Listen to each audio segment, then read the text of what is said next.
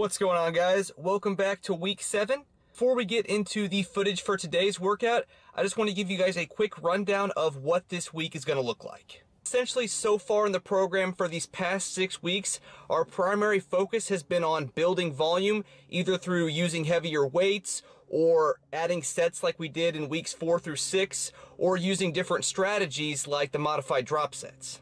At this point, if you've been doing the program consistently for 5 days a week for all 6 weeks, you probably have a little bit of chronic fatigue built up. You might just have this chronic soreness throughout the day, might feel a little bit achy, might find it harder to be progressing in the weights you're using in the gym. You might be feeling a little bit plateaued, or even having trouble hitting weights that you hit on previous weeks. So the goal for this week is at the beginning of the week to try to get some of that chronic soreness, to get some of that fatigue to go away, so that way later on in the week we can test ourselves using AMRAP sets to kind of gauge our progress and see how much strength, how much progress we've made over these last 6 weeks. And by letting this fatigue, letting this soreness kind of go away before we do the testing, it'll let us feel fresher and it'll really give us a good gauge on how much progress we made.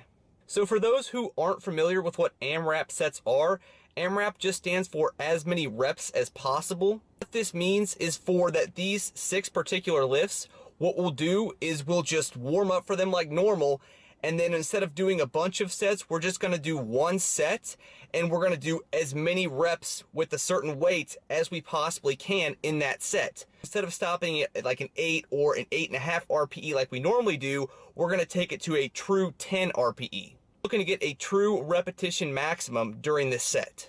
On your squat AMRAP, instead of doing a full 10 RPE, if you want, you can choose to aim for like a 9 or a 9.5 RPE, so stop the set just a little bit short of failure. Doing this and just saving a little bit left in the tank on something like the squat can really help reduce the chance of injury. Okay, so really quickly, the week is going to look like this. Today's workout 1, is going to be a lower strength deload. Tomorrow's workout 2, is going to be an upper strength deload. So the first 2 workouts, the first 2 days are complete deloads, no AMRAP sets. And day 3 will be an off day. Day 4, so workout number 3, we'll come back and we'll do an AMRAP set for our squats. And then the rest of the workout will be lower body deload. Workout 4 will be AMRAP sets for the dumbbell incline bench and the hammer strength horizontal row. And then also the rest of that workout will just be an upper body deload. Day 6 will be another off day.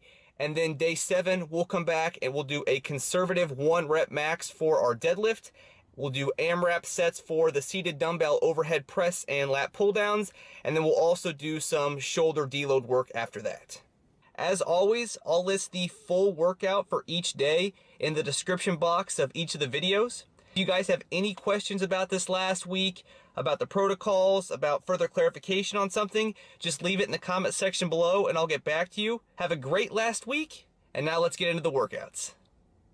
What's going on, guys? Welcome to week 7, and today begins the first of our deload workouts. So today's workout is just going to be a total lower A deload.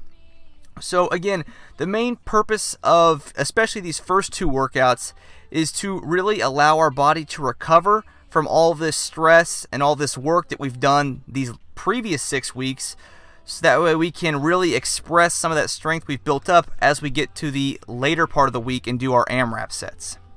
So the first thing we're going to do is start off with squats. We're just going to do 2 sets of 4 reps. And again, this is still in auto-regulated RPE-based style of programming for how you select your loads. However, a good place to start for these 2 sets of 4 is just looking at what you used last week. So for your week 6 lower A workout, that just gives you a good place to start. But again, adjust it if you need to, because the goal of this workout is to keep the RPE between a 6 and a 7 for both of these sets. So I actually show a great example of this in that my first set, I used what I used last week, except you'll see that the intensity was a little bit higher than what we would like it to be. I was probably about an 8 RPE by the end of that last rep. So what I ended up doing, because that was a little bit higher, I ended up that next set just dropping it down 10 pounds, and that put me about right where I wanted to be. So just taking it down 10 pounds, resting a little bit longer, allowed me to do that second set of 4 at somewhere between a 6 and a 7 RPE, which again is our main goal for this first workout. After this, we're just going to move on to some deadlifts. We're going to do 2 sets of 3 reps. A good place to start with as far as weight on this exercise is looking at what you used for your week 5 lower A workout. Again, the main focus of this exercise, this workout, is keeping the RPE between a 6 and a 7 for all sets. So my deadlift was actually opposite of my squat. So my squat felt a little bit heavier than normal, so I had to lower the weight for that second set in order to keep that lower RPE, so I didn't push it too hard. The deadlift, that first set actually felt lighter, and so I ended up upping the weight just 5 pounds for that second set, and that still kept me between a 6 and a 7 RPE. And one thing you'll notice, especially this week, is that with the deadlift, it should feel a lot easier and move a lot smoother than it normally does, just because normally we do 3 sets at a relatively high intensity before we ever get to the deadlift, and so we're already kind of fatigued by the time we get to that. Our lower back and everything is already fatigued. But this week, since we're just doing 2 sets of 4 and the RPEs are lower, it really just serves as a great warm-up. So by the time you get to the deadlift, you're feeling pretty good. You're not feeling run down. You're not feeling fatigued. And so it actually should feel quite a bit smoother than normal. But just make sure to, again, keep the end goal in mind. And even if you feel like you can go a lot heavier, still keep it in a place where your RPE is between a 6 and a 7 for both of those sets. And then after this, we're just going to finish off with some standing calf raises. We're just going to do 2 sets of 5 reps. Again, our goal is to keep the RPE between a 6 and a 7 for both of these sets. A good place to start as far as load-wise for this exercise is to look at what you used in the week 5 to week 6 lower A workouts. Starting somewhere in that range should give you a good place to end up between that 6 and the 7 RPE.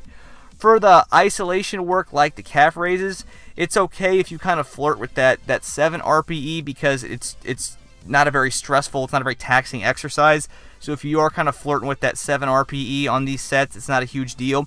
But on the compound lifts like the squat and the deadlift, really try to, select a weight and a load that you can do that keeps that intensity down, so that way we can get good recovery, so that way later on in the week, again, we can express all this strength that we've been building up, because right now we're allowing some of this fatigue, some of this soreness to kind of dissipate and prepare for that. All right, as always, if you have any questions, just leave them in the comment section below.